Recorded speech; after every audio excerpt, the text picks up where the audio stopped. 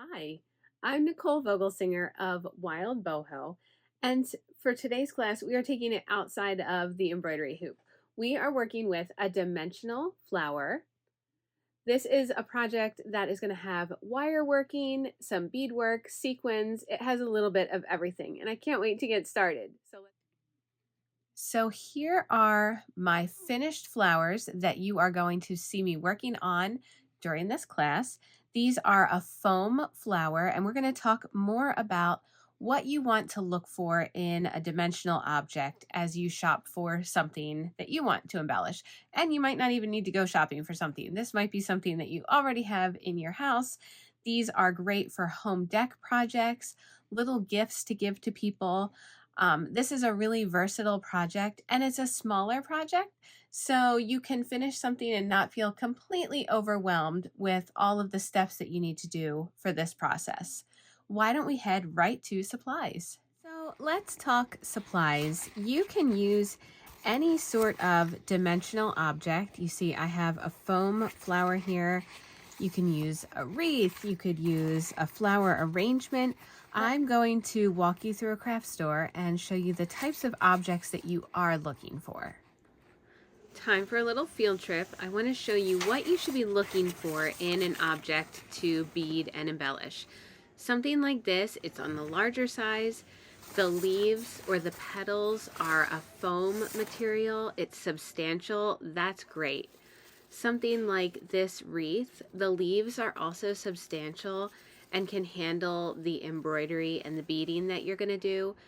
This also, another foam flower, really great. This is actually the one that I'm going to be using for this project.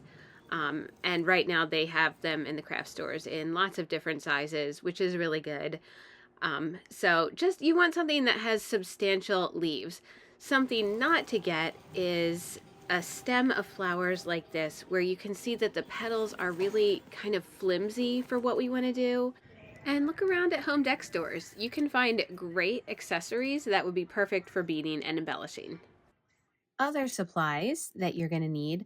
This is optional. I have chosen to add a little bit of paint to my object. So if you want to do that, you can, and I'm going to show you how. I am using just craft paint. Any brand that you like, that you're comfortable with, you can use. I always have craft paint around, and I liked these colors. I have a ceramic palette for my paint. You don't need to get all fancy with this. A lot of times if I'm in a hurry, I will use a thicker piece of cardboard, but a paint palette, something to pour your paint on. And then I have brushes, and I feel like brushes are about as personal as needles. I like the shape of these brushes. I use them a lot for little projects. So just a brush. I find that if you can have a brush with a thinner point like this, it can help in some of the smaller areas. And then a larger head like this can help to cover an area with paint. You are going to need craft wire. So I have lots of different weights of wires. This is a 24 gauge, which would be great. These are both, let's see, 26 gauge. This is, I don't have the tag for this. It's a little bit thicker. So you just want a wire that is nice and bendable, that you can work with. I use scissors to cut this wire because it's not super thick, but if you have a thicker wire and you want to use wire cutters, you also want to make sure that the wire that you pick, beads can be strung on it. So you don't want to get a super thick wire and teeny tiny little beads, because that's not going to work. So you just need a little bit of craft wire. For working with the wire, you are going to want to have pliers. I have 3 different types of pliers, all with different points. I'm not usually using them for jewelry making. I'm usually using them for twisting wire for projects. And so these are the ones that I use the most. We are going to be poking wire through the object. So I use an awl to make the hole. And then I like to have just thimbles as I'm doing this to make sure that I don't poke myself in the fingers. And I like to have a variety of needles when I'm working on a project like this, some scissors that aren't fabric scissors, and some embroidery scissors. I will be using the sequins and bead kit today, mostly for the sequins because there's 3 different sized sequins, and also for the teeny tiny little beads that we're going to be using in here. I am also going to be using a size 6 and a size 8 check seed bead for adding beads to the wire. The threads that I will be using for this project are very lightweight. So a thread for the sequins and beads, this is Wonderfil's Elena. It's a 12 weight thread. This is the good thread from John Bead. Also a really good thread to use, lightweight for sequins. And then for some of the embroidery, I'm going to be using a lightweight wool thread. So this is also by Wonderfil. It's called Elena. It's a very thin wool thread. And then this is also a wool thread by DMC, Vita. And it's a slightly thicker, but also a very lightweight thread. So you're going to want threads that aren't going to weigh your project down. I am going to start with painting the edges of my flower, and I'd like to give myself enough time with this part of the process that everything can dry before I need to start beading the flower. So you don't want to be beading or stitching with wet paint. So think ahead as you're working on this. This one I allowed to dry probably 2 hours, and then it was dry enough to start painting it. So that's about the time I'm going to allow for this flower. Using whatever palette you have, and honestly, sometimes when I'm in a hurry and I just want to paint something, I will even grab a thicker piece of cardboard and use that. It all depends on what you have at the moment. Sometimes I need to get started with a project and I don't feel like digging out my palette, so I'll grab what I have. I have 2 different color paints. I'm using the Folk Art. This is Color Shift. I just thought it felt like a very springy sort of color. It has like a yellowish green tint to it. And then this is the Arteza. Honestly, any acrylic paint, there are so many different brands. I can't say that I love one more than another. I do like the Folk Art brand. I feel like it's consistent in quality. But if you have a favorite brand that you like to use, you just grab your favorite acrylic paint. So I'm just going to jump in and we're going to start along the edges, working from the outside to the inside. You can see there's multiple layers of petals for my project. For yours, you might be working on a solid leaf. What I like to do is look for, there's little lines throughout here. So you can see on my finished one, there are lines that I followed throughout here. And I just started with putting paint on those lines. So if you're a little nervous to get started, that's a great place to start. I'm using just a brush with a tapered edge. And I'm just gonna, you don't need to wet the brush or anything. I'm just gonna dip it in the paint and test out some of the lines. You can see acrylic paint just has a nice layer. Sometimes I'll go back and do a second coat, but sometimes I'll just leave it at 1 layer. You can also vary it. You can have some areas where you do a second coat, you can come back and you get just a more intense color. So depending on the look that you're going for. But I'm just going to start laying down paint all along the edges. This object that I'm painting, it's nice because I have a little area to hold back here, which just gives it a nice little handle as I'm working.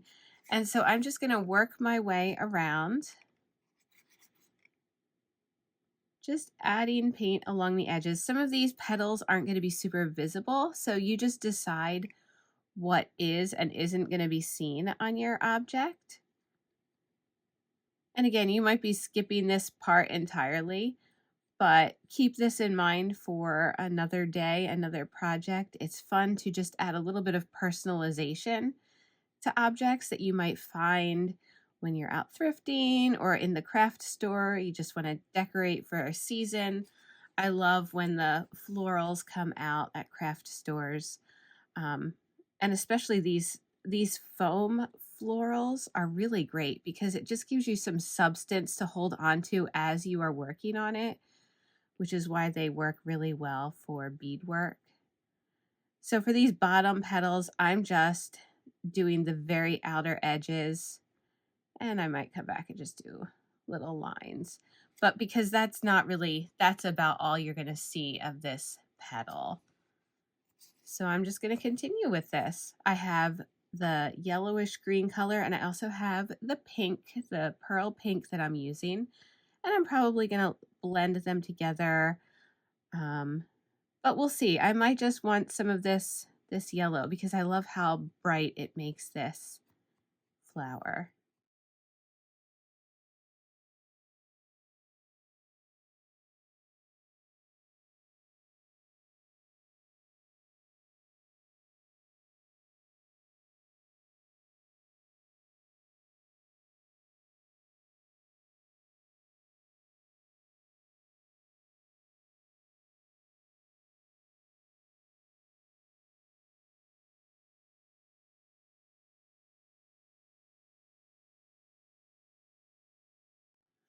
So I absolutely love this color. In case you are looking for a really good yellow, this is called Yellow Flash. And I love that it just gives like a pop of color, almost like a glow. It's so beautiful. So I want to add a tiny bit of this pink color along the edges. You can see I used this brush before. I'm just going to add a tiny bit of pink. It's not completely dry yet. I just finished painting the yellow, but I want to add just along the edges on some of these petals, just a little bit of the darker coral colored pink that kind of goes with some of the darker petals. So I'm really using this object to help me determine the colors that I'm going for. I'm kind of letting the object be the base or be my palette for all the colors. So when I found the flower, I then found paints that went along with the colors that were already in this, because anything that I want to do, I just want to highlight the flower. And you could choose a different take on that. You could pick, I mean, I think it would be really fun to take one of these flowers and kind of go crazy and do like a black and white on the colored flower. That would be fun too. This one I'm just trying to keep with the feel of the flower, but that's a choice you get to make, and yours is going to look different than mine because you might be choosing something completely different. So I just love adding a little bit more of color along these edges. And this foam is really great to work with. It's not super thick, but the edges give me a really nice base to work on, and it's also great for beading. I'm going to be able to get my needle through the petals because it's just slightly thicker than a fabric. But it's also not too, you don't want to pick an object that is too floppy because it's just going to be trickier to bead, and the beads aren't going to, they're going to weigh the object down. So as you're choosing, that's what I was thinking about. What I'm going to be adding, and is it going to weigh the object down and make it seem like a hindrance to the object rather than an accent to the object? So I'm just going to keep adding just little bits of color. You can see I'm not doing every single petal. When I look at it, I don't want to look at it and see, oh, wow, that's a lot of pink right there. I just want it to feel like a cohesive flower.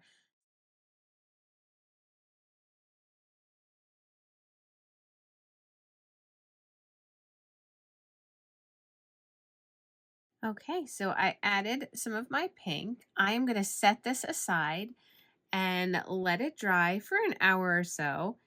If you are working on a project, this is a good time to set it aside, but also pull out some of the beads that you might want to use, some of the sequins, match some colors so you have some choices as we get started on the beading. You're also going to want your wire and any pliers and scissors that you might need because we're going to start on the center next. One other thing to think about as you are painting your flower. If you are unsure of any of the areas that you've already painted and you're looking at it and you're not thrilled with it, don't worry, because this is going to be completely covered with beads and sequins, and so you can hide little mistakes, which is awesome with a project like this. Hiding mistakes with beads and sequins is ideal. So don't focus if you see something that you don't love about what you've painted. Don't focus on that. Know that we can cover it up and it's going to look really cool in the end. When you are cleaning your brushes, if I'm using a palette like this, I poured out way too much paint, you can see. I let this dry. I don't wash it down the sink. I let it dry completely, and then it's really fun when it's dry to peel it off, and it comes off in a solid piece. So I'll just let this sit for a day, peel off the paint, and then I'll scrub it. And you can see I've used this lots before. Your brushes, though, you are going to want to wash right away. You don't want the paint to dry on here and harden the brushes. So these I'm just going to take and run under some water and make sure that all of the paint is out. Then you can put them aside for your next project. Normally, when I am working on an embroidery project and I have raised areas like this center flower, this is normally the part that I save for last, because when you are embroidering with beads, you're going in and out of fabric and you don't want to catch on the taller objects. For this project, I'm working from the center probably out then. So the next part of this process is the center part of this flower. My paint has dried on my flower. You can see I can touch it. I'm not getting paint anywhere. And so now I am going to work on the centers. I'm going to need my wire and some beads. I'm using size 6 and size 8 check seed beads. And I'm going to push the beads aside for a second. We're going to start with the wire. So I'm just cutting a length of wire. I want it to be a little bit longer than I need it to be, just because it gives you a little bit more to work with. And I'm going to be having my wire come up out of the center of the flower. So I'm going to grab my awl. So I'm going to push some of these out of the way. And then I'm going to take my awl down through the center. So this is a plastic piece here. Now every object is going to be different. You're probably going to be embroidering something or beading something that's completely different from me. This is how I'm working this and how you want to think about your object. I want it to go through all of the layers down to the bottom. And so I'm just going to push these aside and poke through a little hole with my awl. This is when I usually use the thimble because I'm not sure where it's going to end up on the bottom piece of this. So I'm just gently pushing through right now, and I can see it's coming out right about where I want it to.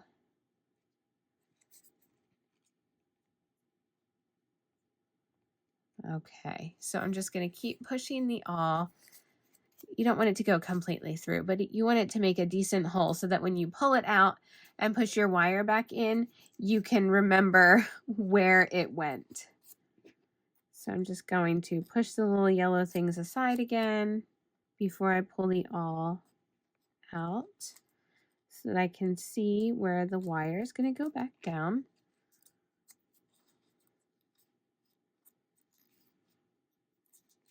They don't want to cooperate.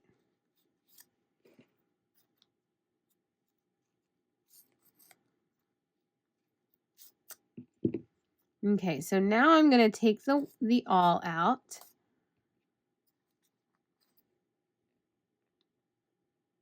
And remember where it came out of, because I want to push the wire down in that same hole. So there's my little hole.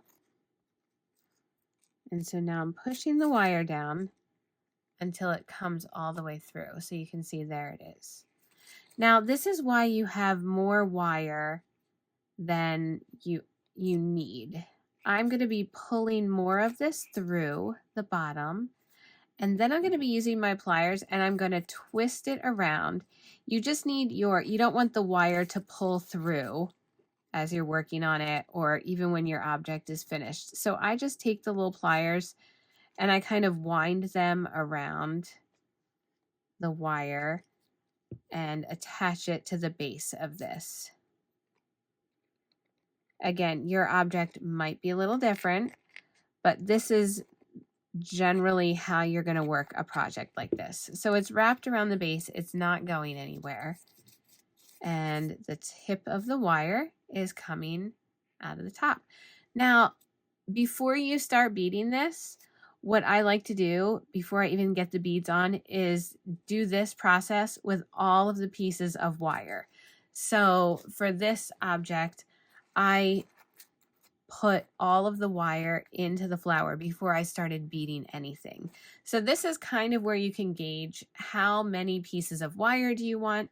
I might do 3 to 5. I like to work in odd numbers for a project like this. So I might do 3 to 5 pieces of wire through here, and then we're going to get to beading.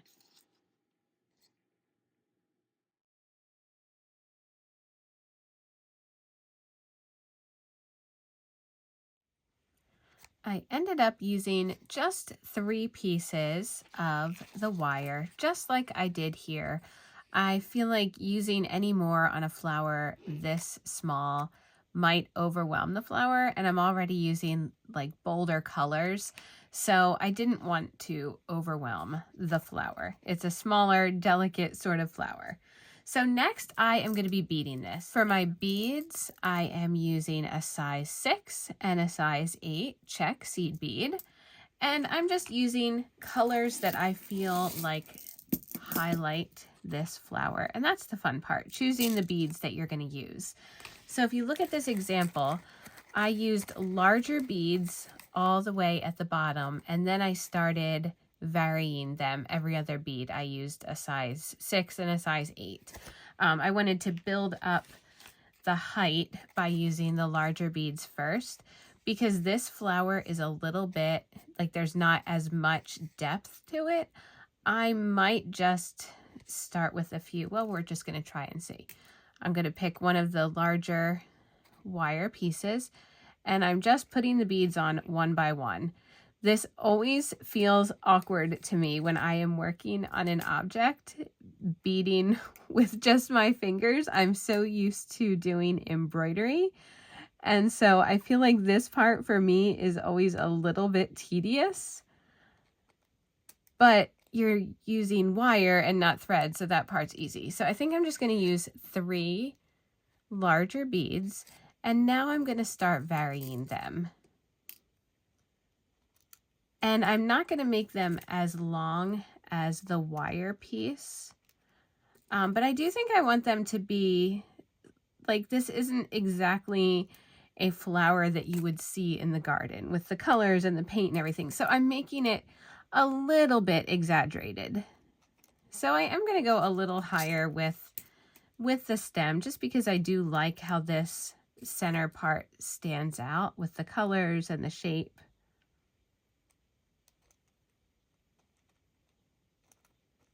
And I'm going to be doing these, beading these one at a time and then finishing it off, because you don't want your beads to all go flying off when you start working on the next wire piece.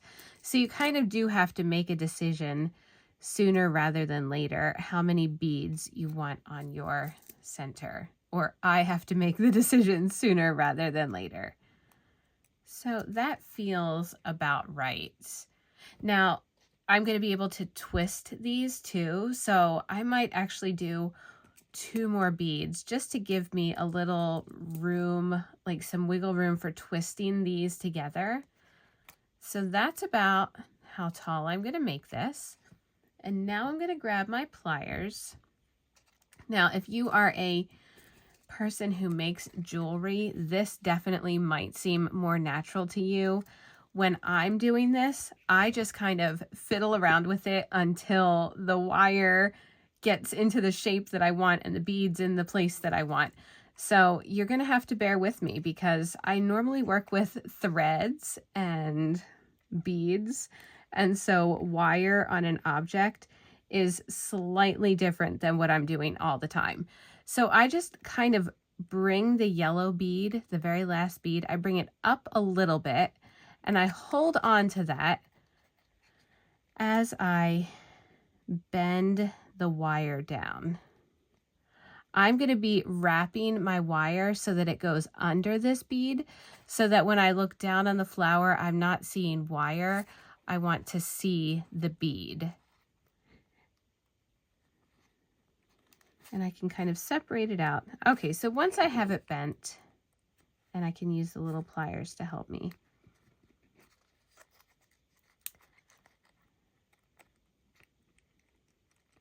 Then I just bring the wire up and around, and I'm going to be twisting it under this bead.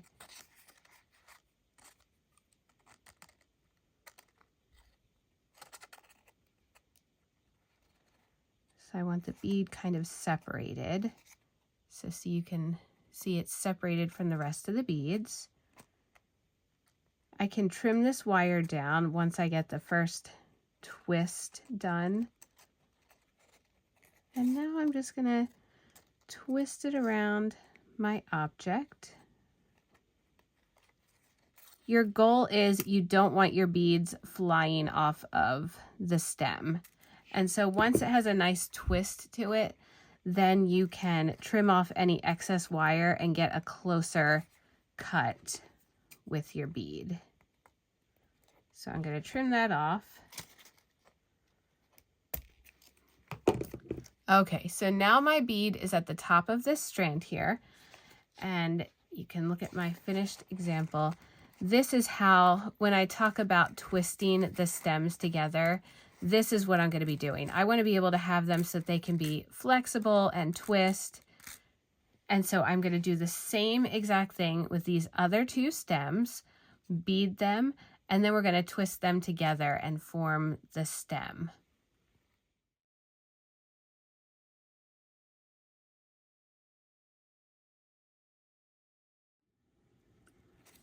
Here's what my stems look like.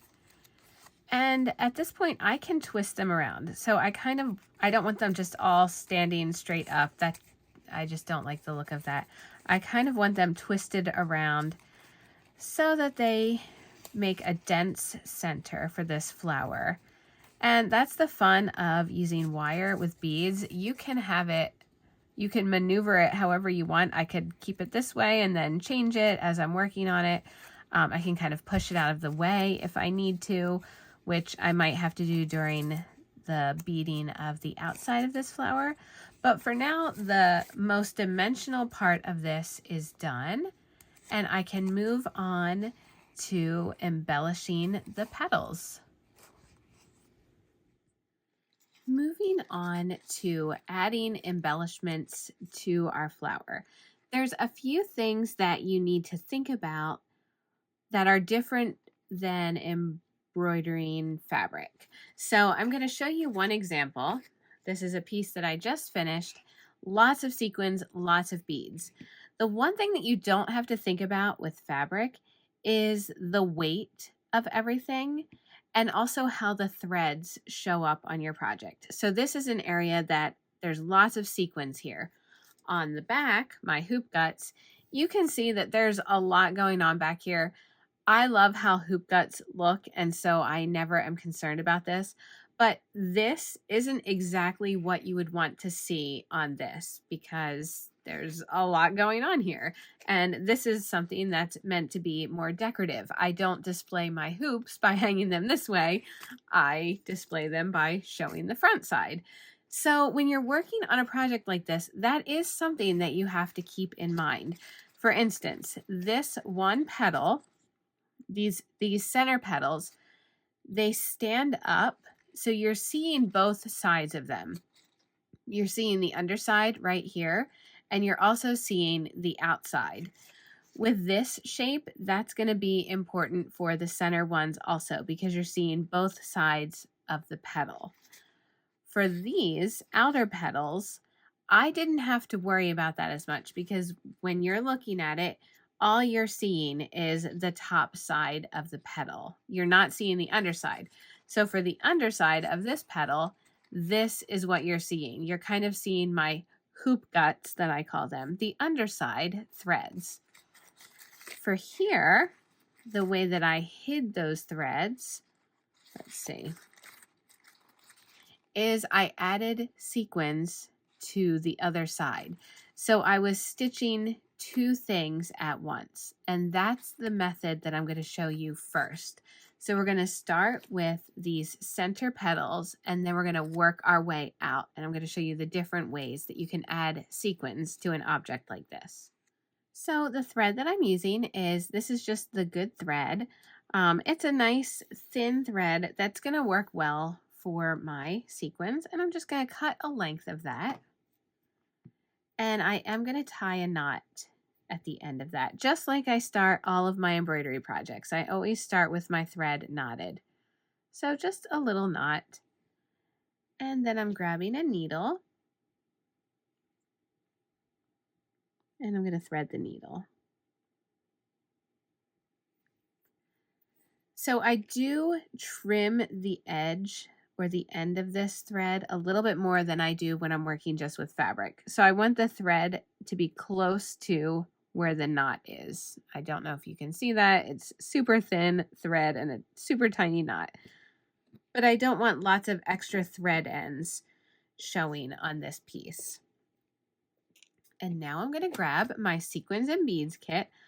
I absolutely love the sequins in these kits.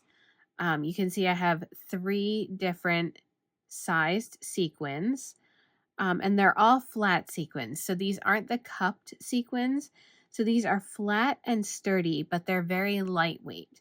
That's another thing that you want to think of as you are adding beads and sequins to your piece. Whatever object you're working with, you don't want to weigh down. I don't want to weigh down these outer petals so much with beads and things that are heavy that the petal starts to fall away from the flower, because that would defeat the purpose of embellishing an object like this. So the sequins that I'm using are nice and lightweight, and I have colors that match the colors that I've painted. And so I'm just going to, let's see, I think I'm going to start with, I'm just picking a petal now. And I'm going to start with this petal here. So I'm going to just put a few sequins on my mat. I find it easier to grab the sequins directly from the mat rather than from a bead tray when they're this tiny. And so looking at this, I'm going to be seeing both sides of this petal. So I'm going to grab one sequin on my needle. And this pink sequin is going to be what I will see from the back end of the petal. So I'm going to put my needle through. And I'm not pulling super tight. Oops. See, that's exactly what you don't want to do. There's an example of what not to do. So again, you don't want to pull your thread through your object, which is very easy to do when you're working with foam. So I'm pulling it so that it's just there, but not going through. And you only have to worry about that with the first stitch, because your other stitches, the thread is on and you don't have to worry about it. So now this yellow sequin is going to go on the other side. So it's like I've made a sandwich of the foam, and I have one sequin on each side of the foam. And again, it gets a little fiddly because now I have this dimensional object I'm working around. And so I'm just going to make a tiny little stitch that's going to take my needle through to the back side. And once my needle's on the back side, I need to add my object to the back side of that. So I'm going to grab another pink sequin.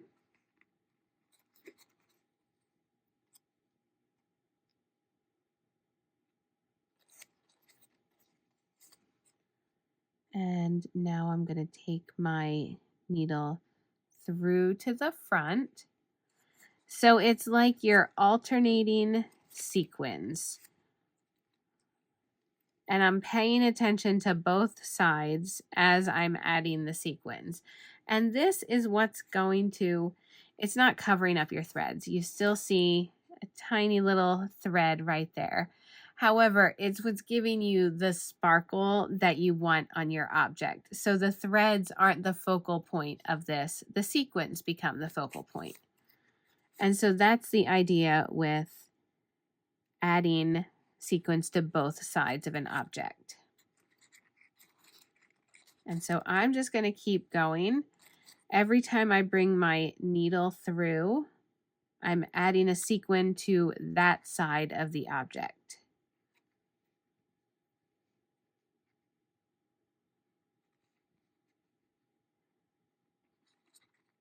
And I'm going to add a few more, and then I'll show you how we tie this off because they're tiny little petals.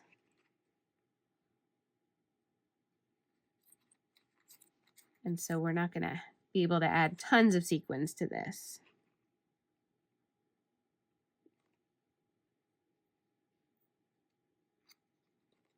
And you can add as many or as few sequins as you want. But it just starts to elevate this object. It takes it from a basic flower to something that you have personalized, and it gives it some shine and sparkle. It's really fun to add colors, your own colors to this. I love being able to personalize things that are store-bought and just make them a little bit more me. Okay, so I'm going to add my one last sequin.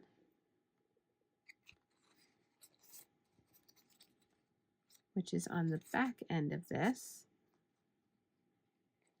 And this is where you're delicately going to take your needle, and I'm kind of going through a very small layer of foam.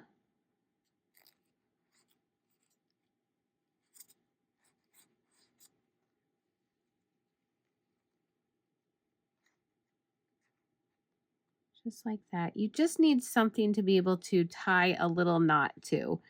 So now I'm going to just pick one of these threads. Normally when I'm doing embroidery, I wind my needle through a few of the previous stitches. And that's kind of exactly what I'm doing right now. I'm also being very delicate because foam, while it's a little bit thicker than fabric, you don't want your needle to pull at the foam.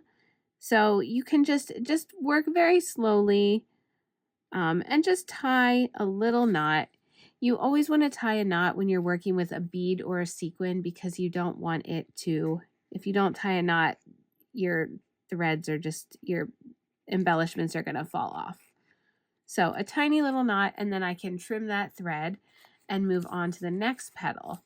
So you can see from both sides, there is sparkle on my object. And that's the goal for these center petals. So once you have worked on, so here are the sequins that I have on both sides of these petals. Now the next way to add sequins to an object like this is what I did around the edges, where the back you're not going to worry about quite as much, and they're sewn directly on. So let me show you how to do that. I am going to choose this petal, and I'm kind of going with what I painted on here. So I'm just picking an area to start, and I'm bringing my needle through it. And again, I'm not pulling this thread super tight because remember, it could easily pull out the first stitch. And I'm going to add one little sequin. And then I'm just going to make a tiny little stitch at the top. And pull the needle all the way through. And that is my first sequin. So now I'm just going to move randomly throughout here, adding little sequins. You will notice if you're doing an object like mine, it's a slower process because you're being careful not to catch your thread on all of the things that you have going now. And so that takes a little bit of time.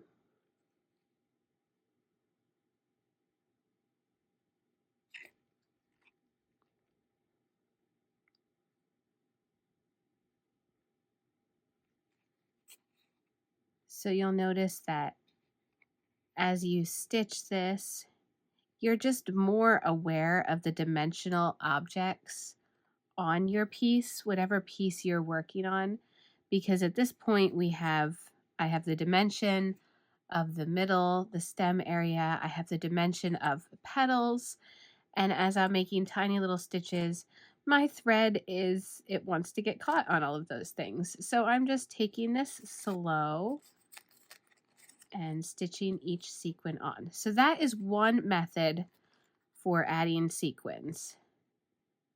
If I can get it uncaught from everything. Okay. So now another way to add them, I'm going to use one of the beads from my sequin and beads, and I'm just going to put a few of these super tiny ones. I'm going to use these. So I'm just going to carry on what I was doing, and I'm going to bring my needle up through a portion of the petal and add a sequin.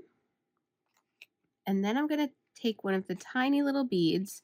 Now I'm using a thicker needle, so I just have to make sure that the bead that I choose actually passes over the needle, because some of these don't want to work and some of them do want to work. So I just have to find the right bead. There we go. So once I find the bead, I put it on the needle, on the thread, and now I'm just taking my needle back down through the sequin, not through the bead.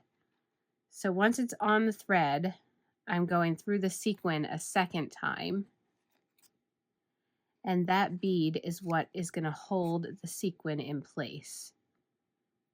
So you can see when you're looking at them side by side, this method you have a tiny little stitch showing, and this method you don't see the thread. I like both methods for different reasons, and I like to add both of them. I don't mind seeing thread. This is an embroidery project as well as a beading project, so I am perfectly fine with seeing my bits of thread, and I'm going to add an embroidery stitch after this, so that never bothers me. But if you don't want to see thread, that's a method that you can use. I also like it because I feel like it just gives added visual interest to the piece. And so I like just switching up what my flower looks like. And so I'm just going to use both methods on these outer petals. Just like that. And then I have my beads and sequins just like that. So I'm going to continue the outer edges of these petals. So I've come to the point where I have ended my sequins. I'm not going to be adding more down here because these are just going to get covered up anyway. And so to end my thread, I bring it to the back and I'm just going to run it under a few of these stitches and then tie a little knot that way. So it's a little easier to end your thread when you're adding the sequins on this way. And then I just make sure that I have a knot and I trim it off. And that is the second method for adding sequins to your flower. So being mindful of the weight that you add to a dimensional object, if your object is a little bit more delicate like this, that also applies to any embroidery that you're going to do. And so if I want to add embroidery, if you follow my work and know what I do, you know that I'm usually adding very thick embroidery. So as an example, again, on this piece, heavier threads, thicker threads, and lots of threads. For a piece like this, I am going to tone it down a little, and I'm even going to think about using different threads. So this is a wool and acrylic thread. This one is made by Wonderfil. It's called Elena. You can see that it's a nice thin thread. It has, what I love about wool threads are the little fibers that you have coming off of the threads. I just love the look of thread fibers. So this is one of my favorite threads to use that's a little bit more delicate. And that's what you want to use on a project like this. You don't want heavy duty threads. Heavy duty threads will start tearing the foam, and so you have to be mindful of that. And so a thinner thread like this will give you some embroidered definition, but it's not going to weigh down your piece, or it's not going to risk tearing anything. So I'm just going to work a simple back stitch along a few of these petals. And I'm going to start by just bringing my needle up. I'm starting this thread exactly the same way that I would start the beading thread, just with a small knot on the end. And I'm going to bring my thread through, not pull too tight, but this is a thicker thread. I don't really have to worry about this one pulling through. And then I'm just going to take a little stitch length. You can decide however long or short you want these stitches to be. So there's my first stitch. My second one, I'm coming up about a stitch length away, and I'm working back to that stitch. So once my thread is up, I'm going to take my needle down. I'm not going into the same hole because I like to leave a little gap. And so I'm just coming down right next to that hole.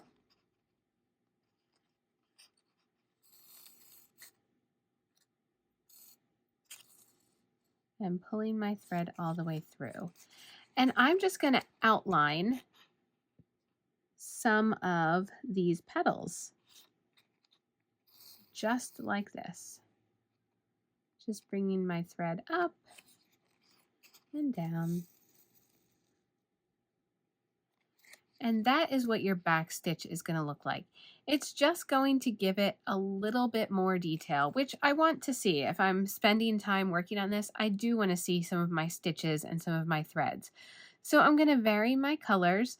Some of the petals I might do 2 rows of the back stitch all the way around. And I am going to be mindful of what I see. If I'm not going to see a lot of that petal down here, I'm not going to spend the time embroidering it. If it's never going to be seen, I'm just going to be mindful of that and only stitch what I'm going to see from the top of this petal. Here is the single back stitch, just a single row of back stitch. And then mixing it up a little bit, here is a row of, it's like a double row. I mean, you could keep going with that. The back stitch is such a versatile stitch, and you can see it just adds that next level to this piece. And I absolutely love the detail. It goes along with the paint that we did around the edges. And then one other thing you can do with the back stitch that I wanted to show you is add sequins. So we talked about the other ways to add sequins, but if you're stitching the back stitch and want to just add a little bit more, I'm going to pick this petal right here, and I'm looking to see where it overlaps. So I'm going to start right about here. So I'm going to bring my needle up and put a sequin on. And then I'm going to work my first back stitch. So just coming back and just doing a stitch. And then this one, you just have to keep maneuvering the sequin where you want it to go. So my next one, I'm coming up with the back stitch and bringing it back down through the sequin. So each sequin is going to have 2 threads going through it to create that little line that you see. So now I'm going to bring my needle up just a little bit away, and this time I'm putting the sequin on the needle, just like this. trying not to catch it in all of my dimensional pieces, which by this point is happening a lot. And then I'm going to take this stitch down into the hole of the previous stitch because I want these all to look like a connected line.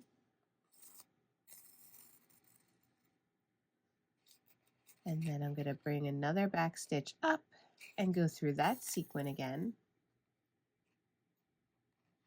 So with just one embroidery stitch and some thread, you can see what a difference it makes to this piece. It adds a personalized touch, which I absolutely love, and just gives it such a cool definition. So I'm taking that back down into here. And you can see as you look at these petals, oh, I should probably finish the stitch. As you look at the petals, I did a different treatment on each one.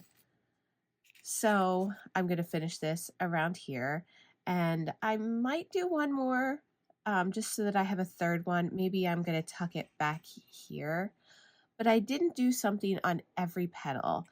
I kind of wanted to scatter things around. I didn't want it to look too planned. And so I made sure the outer edges mostly have sequins, but some are just, I left just as the painted edges. And so when you look at it, you're not focusing on any one area. You're seeing the stitches, you're seeing the sparkle, but your eye isn't going to a pattern that you've formed because you've just kind of scattered the stitches and the methods throughout this piece.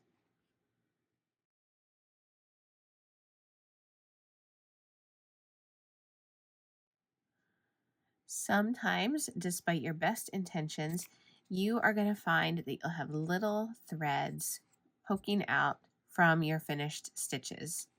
An easy way to fix that, and I'm going to work on this little pink thread right here. So I'm just going to bring the petal so I can see it.